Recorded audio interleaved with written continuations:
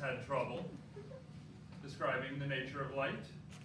In many experiments, light shows a definite wave-like character. But in many others, light seems to behave as a stream of photons. Because light appears wave-like in some instances, and particle-like in others, this disparity is referred to as the wave-particle duality.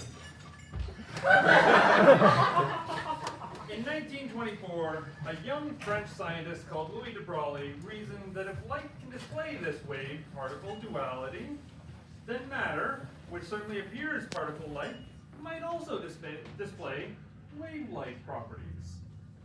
This proposal is rather strange at first, but it does suggest an asymmetry in nature.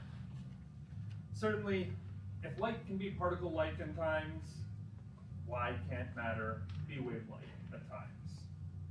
So, for a baseball traveling at 90 miles per hour,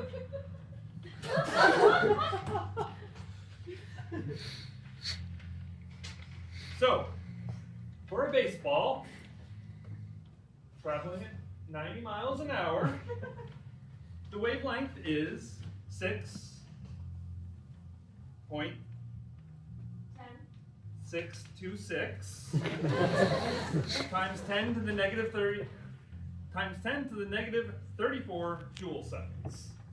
Obviously, over 5.6 kilogram meters per second, which is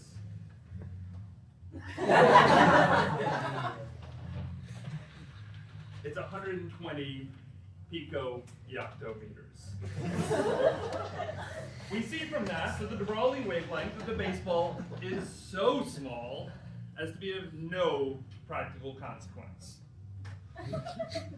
But when you do it on an electron,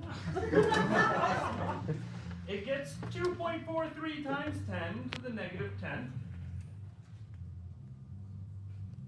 meters per second. Pico-yoctometers. That's a very big, small thing. All right, section 1-7. The de Broglie waves can be observed experimentally. So, let's talk about the two-slit experiment. The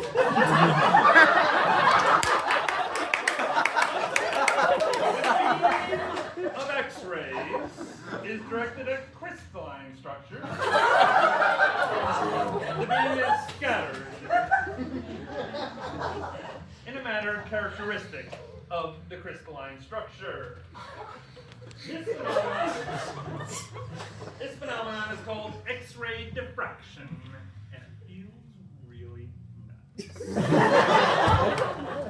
The X-rays scatter from the foil in rings of different diameters. Figure 1.8b shows an electron diffraction pattern from aluminum foil when a beam of electrons is similarly diffracted. The small wavelengths obtain a more precise probe than an ordinary light microscope. These experiments prove unequivocally that matter, as well as light, has both a light and particle phenomenon.